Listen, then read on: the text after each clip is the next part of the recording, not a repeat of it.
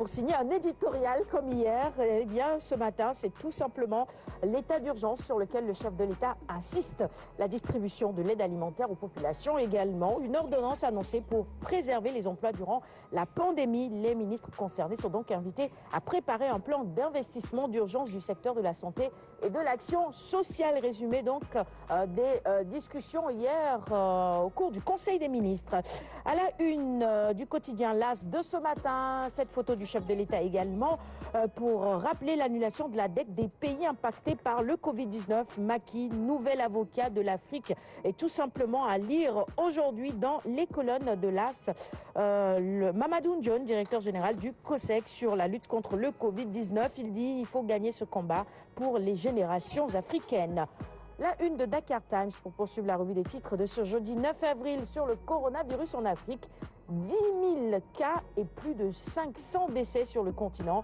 La polémique enclenchée par les propos racistes tenus par deux chercheurs français, dont le docteur Camille Loche, sur d'éventuels tests de vaccins contre le coronavirus en Afrique est loin de connaître son épilogue. Et ça se poursuit justement, cette thèse de ségrégationnisme vivement condamnée à tout bord a fini par installer une situation de qui-vive, amenant les populations à douter de tout et de tout le monde. Sud Quotidien, nous restons évidemment avec cette pandémie sur notamment la transmission communautaire, sur la riposte au Covid-19. La grande menace, évidemment, c'est la transmission communautaire. Les acteurs de la santé mettent en demeure les populations. L'État corse l'interdiction de la circulation interurbaine et puis la surveillance communautaire invitée à la riposte également. 24 heures info sur la baisse d'activité, les risques de licenciement. Macky Sall verrouille les emplois. Il est important évidemment de préserver ces emplois. Macky Sall va prendre donc une ordonnance pour protéger les travailleurs. Ça, c'est également une excellente nouvelle. L'Observateur, quotidien du groupe Futur Média, sur la guerre contre la pandémie du Covid-19. Macky, dans tous ses états, peut-on lire à la une de l'Obs ce matin, les secrets de sa première ordonnance qui modifie le Code du travail, ses sanctions contre les hôteliers récalcitrants. Tout cela, vous pouvez évidemment en lire les détails dans l'Obs de ce matin. Vox Populi, dans sa livraison du jour, s'intéresse au pourquoi il faut rendre le masque obligatoire en énumérant les raisons. Déjà, c'est le moyen le plus efficace pour freiner la transmission communautaire. Masque, foulard, turban, bout de tissu, l'essentiel est de se couvrir la bouche et le nez. Et d'ailleurs, dans les tendances, dans quelques minutes, Nafis Saher reviendra en détail sur ce sujet. On pourra évidemment les commenter, et vous également. Fin de la bamboula. Le titre est à la une de Critique ce matin. Qui est Fatima Rigal alias Poupette, cette nymphe au cœur du scandale. Scandale évidemment qui a conduit à la mort de la jeune Iba Thiam. Eh bien, des révélations dans Critique ce matin. Et à la une, ce grand titre. Presque 50% de cas guéris au Sénégal. Va-t-on vers un confinement partiel ou général? Le Conseil des ministres impacté, c'est peut-être pour dire tout simplement que le Conseil des ministres se déroule maintenant en visioconférence. Enquête sur la situation des travailleurs dans certains secteurs. L'enquête est menée par nos confrères d'enquête. Le spectre de l'effondrement social. Les pouvoirs publics s'inquiètent de la situation des travailleurs et tentent évidemment de sauver ce qui peut l'être encore.